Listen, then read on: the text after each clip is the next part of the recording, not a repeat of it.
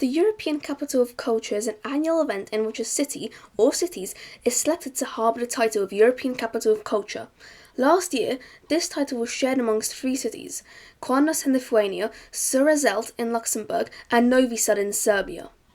Now this award has been given to three new cities, these being Elefsina in Greece, Timișoara in Romania, and Veszprém in Hungary.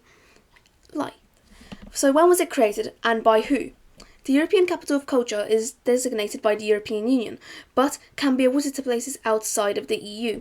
It tries to generate tourism and hopes to raise the profile of a city on an international level.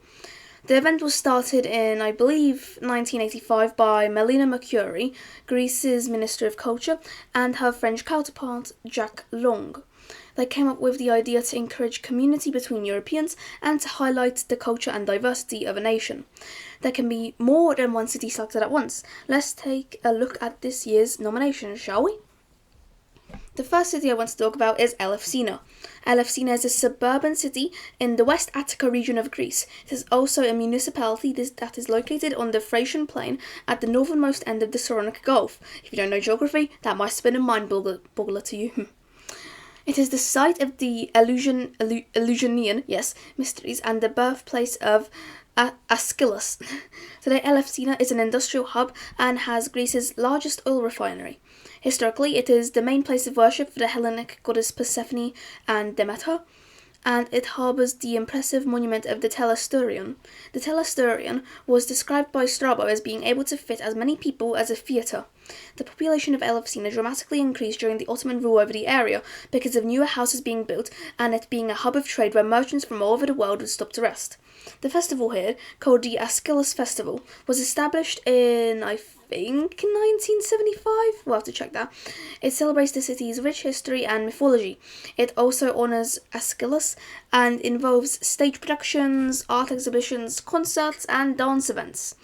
Though the city is now mostly used for industrial purposes, I believe that the historical and mythological past of Elefsina more than make up for it. Timișoara. Timișoara has been a social and cultural hub for as long as it existed. It is located in western Romania on the Bega River. It was the historical capital of Banat when it became independent for those few years back in World War II. The name of the city goes all the way back to its first inhabitation by the Vlachs and Magyars. The region was fought over for centuries by four people, these including the Habsburg monarchy, the Ottoman Empire, historical Romania, and the Kingdom of Hungary. For most of its early history, the region was located in the southern regions of Hungary until around 1526, when the Ottoman Empire successfully invaded the country and captured Timișoara. Next, it was occupied by the Austrian Empire until it finally came under Romanian jurisdiction after the First World War. To this day, Timișoara is still a very diverse place, consisting of Romanians, Germans, Serbs, and even Hungarians. The architecture is inspired by the Austrian capital of Vienna, at least that's what it looked like to me. The city definitely deserves the award of the European Capital of Culture. I mean, just look at those rooftops. It's beautiful. Our final city would be Veszprém. The name Veszprém is actually derived from a Slavic term meaning stubborn, self-confident, and not willing to retreat. That pretty much sums up the entire nation of Hungary and the people. That's actually really good. It was first used during the Magyar conquests into Europe and was named that by King Bela III, who wrote that there was already a castle upon the hill where Veszprém was built. This was most likely a Frankish fortress as they inhabited the land before the Magyars came along and conquered everything in sight. The legend surrounding Veszprém states that it was constructed atop three hills, and these were St. Benedict Hill, Jerusalem Hill, and Castle Hill. The city was also important for religious reasons, as it was a safe haven for King Stephen, the first Christian king of Hungary, while he tried to convert the country to Christianity rather than continuing to follow pagan ideals.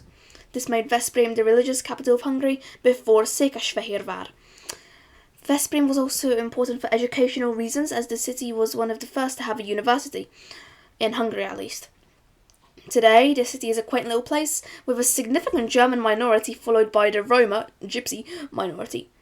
The reason Veszprém was chosen was mainly because of its religious and educational importance, which, come on, and let me tell you, all of these cities are really nice holiday destinations, so just check it out at one point, okay? And all these cities share traits of amazing history, fabulous diversity, and interesting customs from the past. I believe that maybe next year I can make another video covering the next city or 2 cities or 3 cities or however many cities there are that will be chosen as capital of culture. I believe that is all for now. Have a wonderful day.